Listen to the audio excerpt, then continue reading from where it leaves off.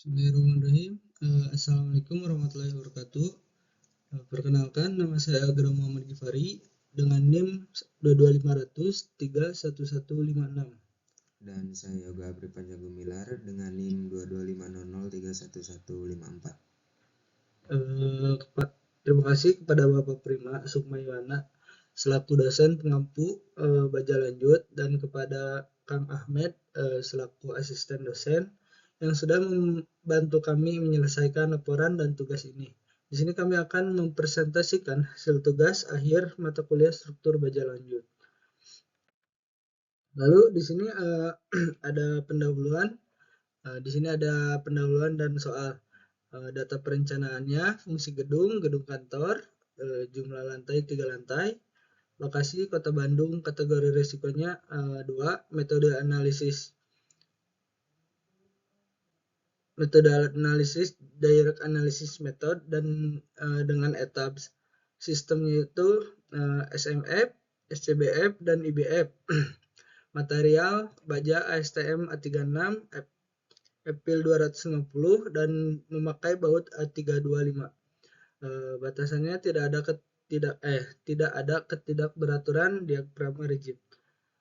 Di sini ada soalnya. Di kita kelompok 7 mendapat soal tipe 2 yang yaitu denahnya seperti ini dan SMF-nya itu RBS, CBF dan IBF-nya itu tipe 1.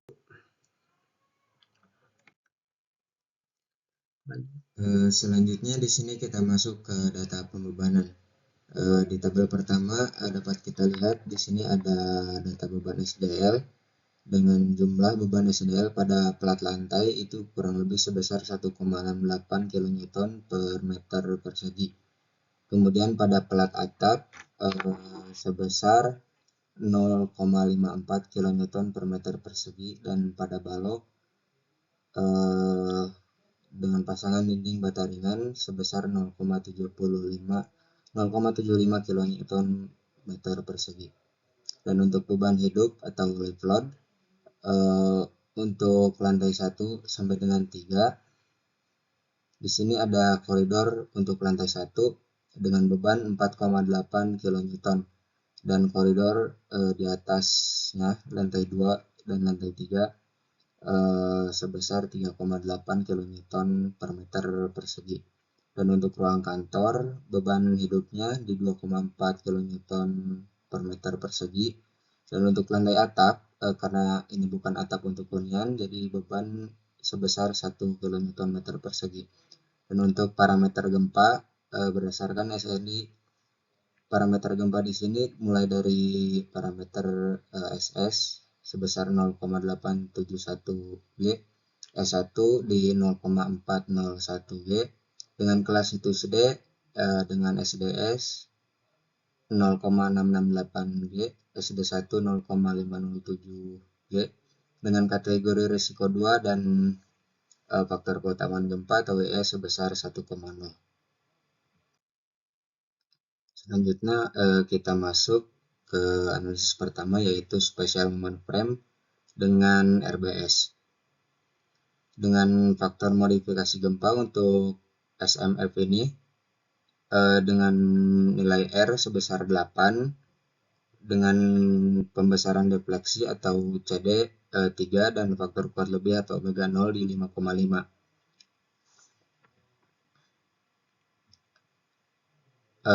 Untuk analisis beban gempanya di sini kita dapat periode fundamental untuk TX dan TY. Untuk arah X atau TX di 0,42 dan TY juga sama di 0,42. Untuk gaya geser dasar atau V di sini sebesar 784,401 kN. Kemudian di sini juga ada tabel. Jadi tabel ini menampilkan hasil kontrol simpangan antara lantai dari struktur bangunan. Tiap lantai mempunyai ketinggian 3 meter dan analisis dilakukan untuk melihat perpindahan struktur dari di arah X dan juga arah Y. Di sini kita bisa lihat pada tabel untuk kolom pertama itu untuk perpindahan. Jadi ini tuh menunjukkan pergeseran total di tiap lantainya. Sedangkan kolom perpindahan elastis ini tuh dipakai untuk menghitung simpangan antar lantai. Dan di sini yang paling penting untuk kolom simpangan antar lantai. Itu yang dipakai buat mengecek apakah bangunan masih dalam batas aman atau tidak. Dan dari hasilnya, simpangan terbesar itu terjadi di lantai 2. Lantai 2 sekitar 33,8 mm pada arah X dan 30,9 mm di arah Y. Dan semua lantai masih di bawah batas izin simpangan, yaitu sebesar 60 mm. Jadi karena semua nilai simpangan di tiap lantai kurang dari batas perpindahan, maka masih dinyatakan aman. Dan ini juga menunjukkan bahwa sistem ini, SMF, masih bisa dibilang cukup kaku.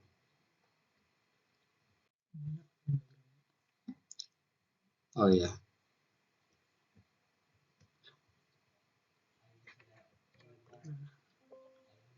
Kemudian di sini kita masuk ke analisis P delta, pengaruh P delta. Jadi slide ini menampilkan analisis pengaruh P delta pada struktur SMF. Pengaruh P delta ini dicek untuk melihat apakah efek beban vertikal yang dikombinasikan dengan perpindahan lateral masih dalam batas aman atau tidak. Jadi parameter utamanya adalah koefisien stabilitas yang dibandingkan dengan batas yang diizinkan. Dilihat dari tabel, simpangan antar lantai terbesar masih terjadi di lantai 2 dengan nilai sekitar 33,8 mm pada arah X dan 30,9 mm di arah Y. Nilai ini yang kemudian digunakan untuk menghitung koefisien stabilitas di tiap lantai. Dan hasilnya, koefisien stabilitas pada semua lantai berada di bawah batas pengaruh P delta, yaitu 0,1 batasnya. Dan juga masih di bawah batas stabilitas struktur, batasnya sebesar 0,0909. Karena semua nilainya masih di bawah, maka pengaruh P delta pada struktur ini juga dinyatakan aman. Di sini ada perhitungan sistem sambungan RBS untuk penampang yang digunakan, yaitu untuk balok portal penahan gempa kita menggunakan WF 600 x 200 x 14 x 17, dan untuk kolom di sini kita menggunakan WF 600 x 300 x 16 x 23. Untuk balok gravitasi kita menggunakan IWF 350 x 175 x 7 dikali 11. Untuk kolom gravitasi kita menggunakan IWF 500 x 300 x 14 x 20. Properti penampang untuk balok dan kolom ditunjukkan pada tabel di sini.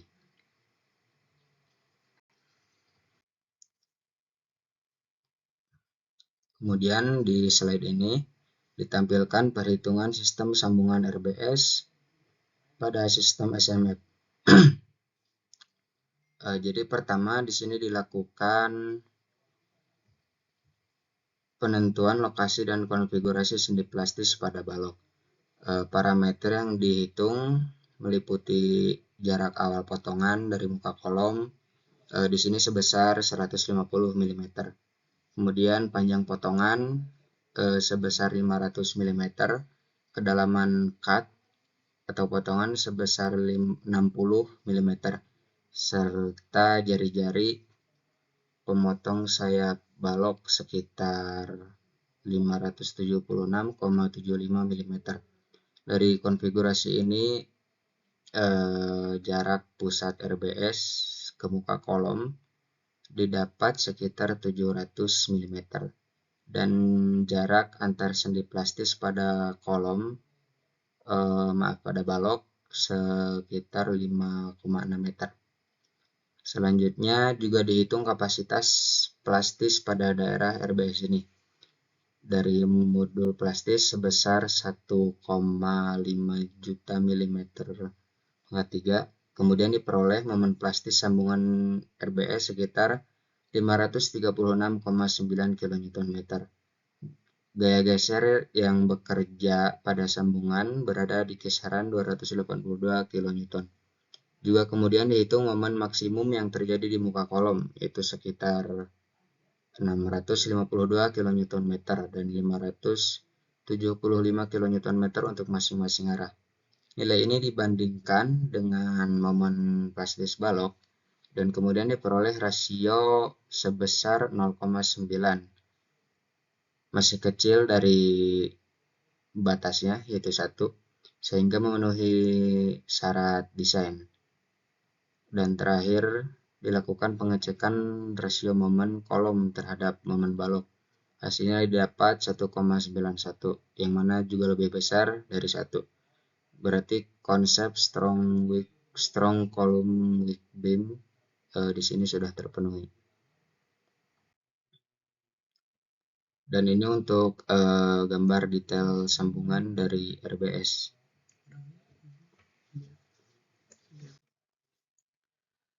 Lanjut di slide ini kita menampilkan hasil analisis struktur dengan sistem SCBF atau Special Concentric Brace Frame terhadap beban gempa.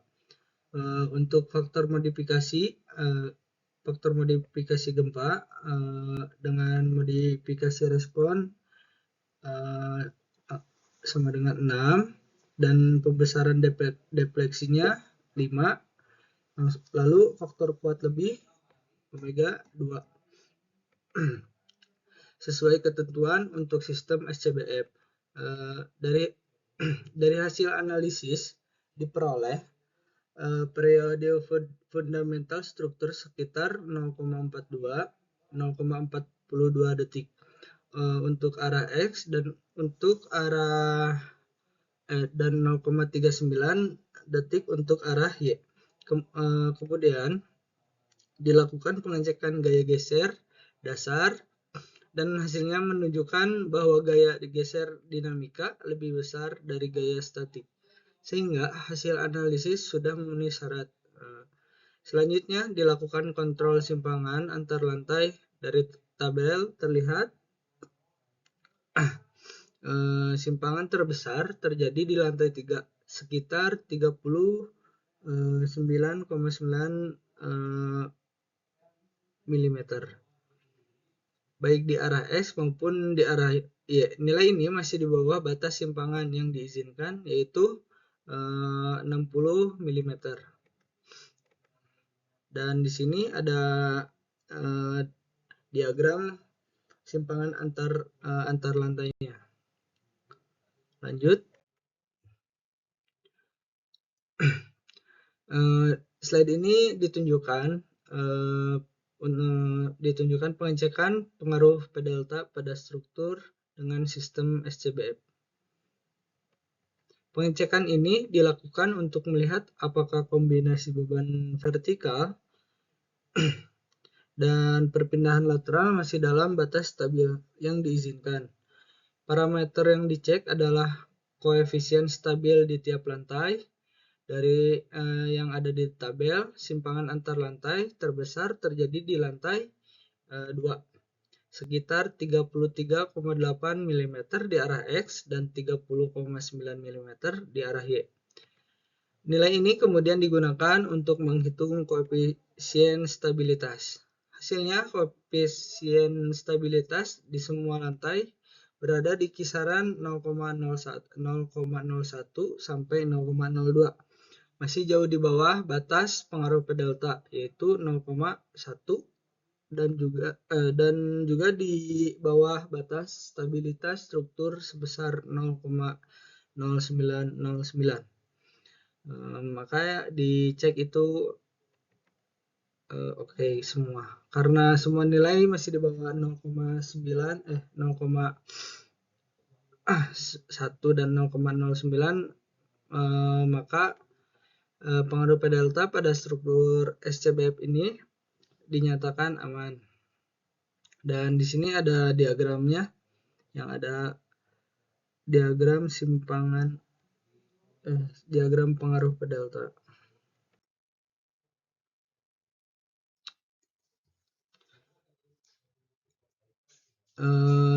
Penampang SCBF di sini kita memakai hollow 180 kali 100 kali 6,3 dan baloknya IWF 400 kali 200 kali 8 kali 13 dan kolom memakai 500 kali 200 kali 10 16.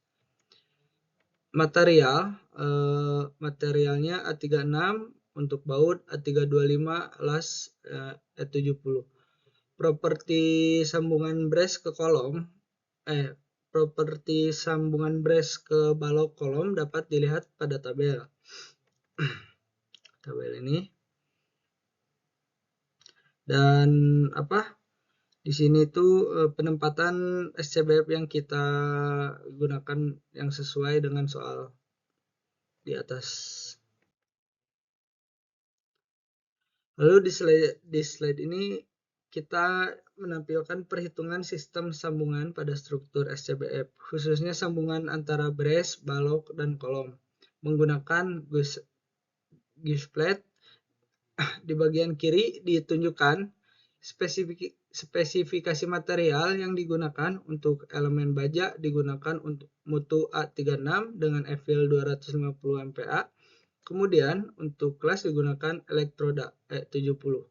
Dan baut yang dipakai adalah baut bermutu tinggi A325. Di bagian kanan ditampilkan properti sambungan. Gauge plate yang digunakan memiliki tebal 15 mm, tinggi 200 mm, dan lebar 150 mm. Sambungan menggunakan baut diameter 22 mm dengan jumlah 4 buah, serta jarak antar baut sekitar 70 mm. Selain itu ditentukan juga jarak tepi baut, diameter lubang baut, serta jumlah bidang geser untuk memastikan sambungan memenuhi syarat atau memenuhi syarat kekuatan dan detailing. Nah, di sini ada perhitungannya. Perhitungan sistem sambungan SCBF. Pertama, dicek kapasitas geser balok, didapat nilai sekitar 158 kN. Nilai ini kemudian dibandingkan dengan kapasitas baut yang mencapai sekitar 450 kN. Sehingga baut aman terhadap gaya yang bekerja. Selanjutnya dilakukan pengecekan kuat tumpu pada plat penyambung. Dari perhitungan jumlah baut dan kapasitas tumpu diperoleh kapasitas sekitar 950 kN. Jauh lebih besar dari gaya geser balok, sehingga memenuhi syarat. Pengecekan yang sama juga dilakukan pada plat web balok dengan kapasitas sekitar 399 kN, dan hasilnya juga masih lebih besar dari gaya yang bekerja. Lalu pengecekan kapasitas geser plat penyambung web baik dari kondisi leleh geser maupun fraktur geser. Kapasitasnya masing-masing sekitar 450 kN dan 280 kN. Dan keduanya masih lebih besar dari gaya geser balok.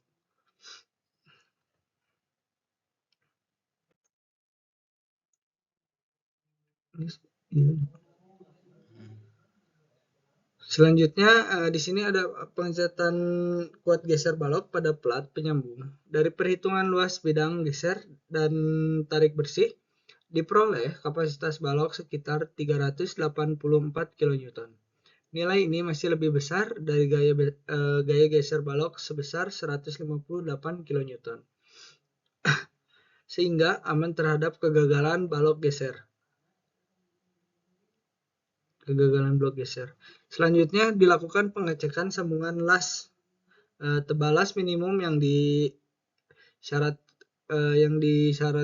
disyaratkan adalah 6 mm, sedangkan tebal las yang dibutuhkan dari hasil perhitungan sekitar 4 mm. Artinya tebal las yang digunakan sudah memenuhi syarat. Dengan panjang las 400 mm, diperoleh kapasitas sambungan las sekitar 392 kN. Nilai ini juga lebih besar dari gaya yang bekerja, sehingga sambungan las dinyatakan aman. Jadi dari pengecekan blok geser dan sambungan las ini, seluruh komponen sambungan mesin memiliki kapasitas yang lebih besar dari gaya yang bekerja, sehingga desain sambungan SCBF ini memenuhi persyaratan kekuatan.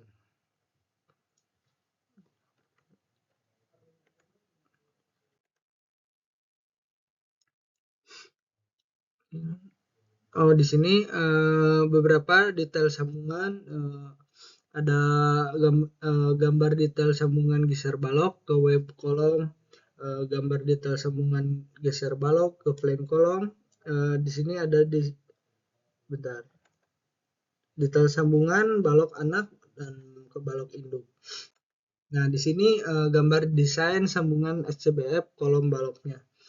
Di sini gambar sambungannya. Lanjut.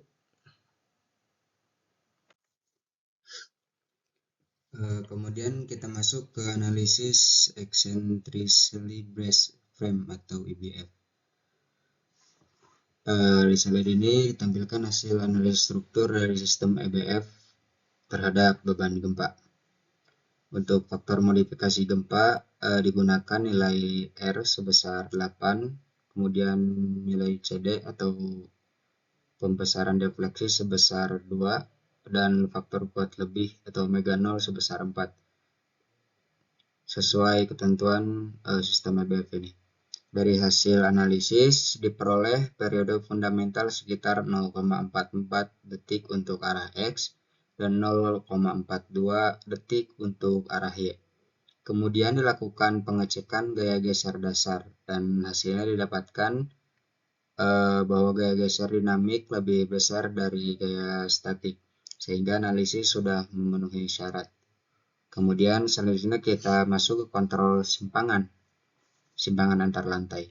Dari tabel di sini kita lihat simpangan terbesar itu terjadi di lantai 2 sekitar 15 sampai 16 mm. Sedangkan lantai lainnya lebih kecil. Dan batas simpangan yang diizinkan adalah 60 mm dan semua lantai masih berada jauh di bawah batas tersebut. Di sini juga ada grafik untuk simpangan antar tingkatnya. Kemudian lanjut kita masuk ke pengaruh P delta. Ya, di slide ini kita menampilkan pengecekan pengaruh P delta pada struktur EBF ini. Dari tabel di sini kita dapat lihat simpangan antar lantai terbesar terjadi di lantai 2 sekitar 15 sampai 16 mm. Nilai ini kemudian kita gunakan untuk menghitung koefisien stabilitas. Hasilnya koefisien stabilitas di semua lantai berada di kisaran 0,03 sampai 0,009 dan nilai ini juga masih jauh di bawah batas pengaruh P delta yang dimana nilainya 0,1 dan juga masih di bawah batas stabilitas struktur sebesar 0,1 juga. Karena semua nilai masih di bawah batas yang ditentukan, maka pengaruh P delta pada struktur EBF ini dinyatakan aman.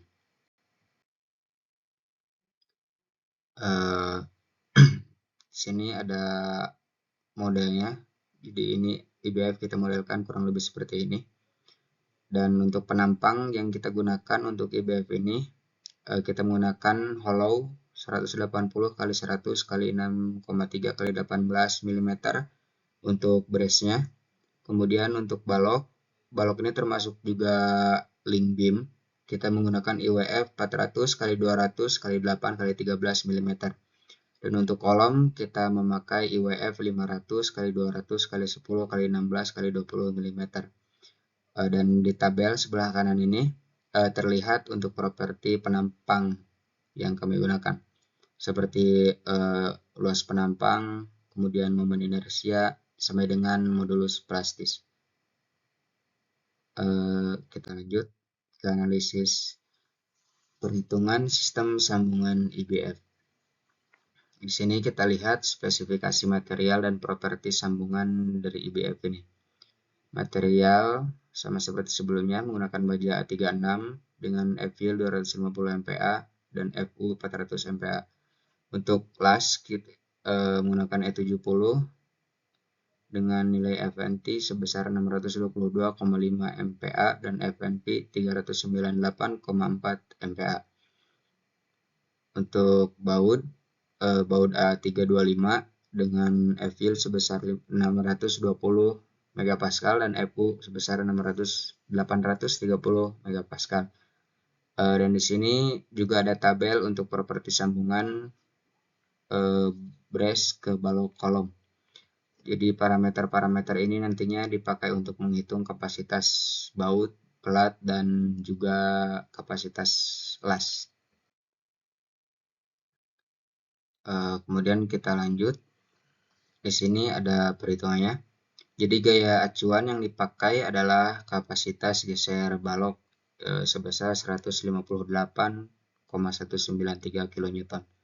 Nilai ini kemudian dibandingkan dengan kapasitas tiap komponen sambungan. Mulai dari kapasitas baut yang didapat sekitar 454 kN. Dan ini sih masih jauh di atas gaya yang bekerja. Untuk plat gilset, kapasitas tempuhnya sekitar 950 kN. Dan pada plat web balok sekitar 399 kN. Keduanya juga lebih besar dari gaya geser balok yang nilainya hanya 158 kN. Selanjutnya dari pengecekan geser plat penyambung web. Kapasitas leleh geser sebesar 450 kN dan kapasitas fraktur gesernya sekitar 280 kN. Kedua nilai ini juga masih lebih besar dari kapasitas geser balok yang 158 kN. Dan di slide ini lanjutan dari pengecekan semua dari slide sebelumnya. Di sini ada pengecekan blok plat penyambung.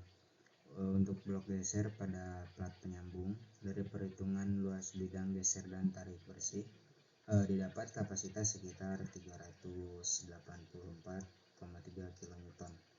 Nilai ini masih lebih besar dari gaya acuan sebelumnya yaitu 158 kN, sehingga aman terhadap kegagalan blok geser. Juga dilakukan cek sambungan las dengan tebal las minimum yang disyaratkan adalah 6 mm, sedangkan tebal las yang dibutuhkan dari perhitungan sekitar 4 mm. Jadi tebal las yang digunakan sudah memenuhi syarat. Dengan panjang las 400 mm diperoleh kapasitas sambungan las sekitar 392,9 kN. Nilai ini juga lebih besar dari gaya yang bekerja. Jadi dari pengecekan ini seluruh kapasitas sambungan masih di atas gaya yang bekerja, sehingga sambungan pada sistem IBF ini dinyatakan aman. Di sini ada perhitungan analisis untuk link. Jadi di slide ini menunjukkan klasifikasi dan pengecekan kuat geser link pada sistem IBF ini. Dari data didapat sebesar PV sebesar 448,8 kN dan MP sebesar 331,98 kN, sehingga batas panjang link berada di antara 1,184 sampai dengan 1,923 meter. Untuk bentang 6 meter, panjang link yang dipakai 1,2 meter, sedangkan untuk bentang 7 meter, panjang link yang dipakai sekitar 1,4 meter. Keduanya berada dalam rentang tersebut sehingga termasuk dalam kategori shear flexural link. Dan hasil pengecekan kuat geser menunjukkan nilai PVN sebesar 454 kN dan 530 kN. sedangkan gaya dari software hanya 222 kN dan 190 kN. Karena VU lebih kecil dari VVN, maka link ini bisa dinyatakan aman.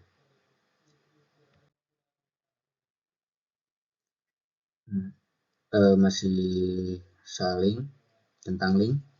Untuk brace gaya ultimate yang digunakan sebesar 841,5 kN, hasil dari faktor overstrength. Sedangkan pada balok keluar link, gaya ultimate-nya sekitar 740,5 kN. Juga dihitung momen ultimate pada balok, yaitu sekitar 504,9 kN untuk bentang 6 meter, dan untuk bentang 6 meter digunakan untuk benang 6 meter dan 589,05 kN untuk bentang 7 meter. Nilai-nilai gaya dan momen ultimate ini kemudian digunakan sebagai dasar dalam perencanaan kapasitas sambungan pada sistem IBF ini. Kemudian di sini ada spasi maksimum stiffener sebesar 160 mm dan yang dipakai dalam desain sebesar 80 mm, jadi masih dalam batas yang diizinkan. Dengan spasi tersebut, untuk bentang 6 meter dibutuhkan 8 pasang stiffener, sedangkan untuk bentang 7 meter dibutuhkan 10 pasang. Untuk dimensi stiffener, tebal minimum harus lebih besar dari 0,75 kali tebal web, dan yang digunakan adalah 10 mm, sedangkan lebarnya dipakai 180 mm, sesuai syarat yang ditentukan. Jadi dimensi dan jumlah stiffener yang digunakan sudah memenuhi ketentuan desain pada link IBF. Dan di sini ada beberapa gambar dari desain sambungan IBF. Ini gambar 1, itu detail sambungan geser balok ke web kolom dan gush plate terpasang di web kolom. Brace disambung dengan baut dan juga dilas. Gambar kedua di sini sambungan geser balok ke flange kolom. Konfigurasi ketika brace bertemu flange kolom. Dan gambar ketiga di sini ada sambungan geser balok anak ke balok induk untuk balok gravitasi yang terhubung ke balok utama. Dan ini untuk gambar potongan dari sambungan IBF ini. Kurang lebih seperti ini tampilannya. Baik, di sini kesimpulan sistem SMF dengan R sama dengan 8, periode fundamental dengan nilai TX sama dengan 0,42 dan Y-nya 0,42 second juga. Gaya geser dasar atau V sama dengan 784,404 kN. Sistem menunjukkan respon yang lebih fleksibel dengan periode yang relatif lebih besar. Sambungan RBS direncanakan untuk memastikan mekanisme sendi plastis terjadi pada balok. Pada sistem SCBF dengan R sama dengan 6, periode fundamentalnya dengan arah X yaitu 0,42 dan arah Y 0,39 second. Gaya geser dinamis lebih besar dari gaya geser statik ekuivalen. Vt lebih besar daripada V statik. Struktur lebih kaku dibanding SMF karena T-nya lebih kecil. Nilai R yang lebih kecil menghasilkan gaya desain yang lebih besar, sehingga kebutuhan kekuatan elemen dan sambungan meningkat. Lalu ada di sistem IBF dengan R sama dengan 8, periode fundamentalnya yaitu X sama dengan 0,44 dan arah Y itu 0,42 second. Gaya geser dinamis juga memenuhi syarat, Vt lebih besar daripada V statik. Periode sedikit lebih besar dibanding SCBF, menunjukkan perilaku yang lebih fleksibel namun tetap terkendali melalui mekanisme link beam. Cukup. Lalu kesimpulan perbandingan, SCBF memiliki kekuatan paling tinggi, periode paling kecil pada arah Y yaitu 0,39 second. Pada IBF memiliki periode paling besar pada arah X 0,44 second, menunjukkan kombinasi kekuatan dan duktilitas. Pada SMF dan IBF memiliki nilai R sama dengan 8, sehingga gaya gempa desain lebih kecil dibanding SCBF yang hanya nilai R-nya 6. Seluruh sistem memenuhi ketentuan kontrol gaya geser dan pengaruh P delta masih dalam batas aman. Terima kasih. Sekian dari kami, kelompok kami. Wassalamualaikum warahmatullahi wabarakatuh.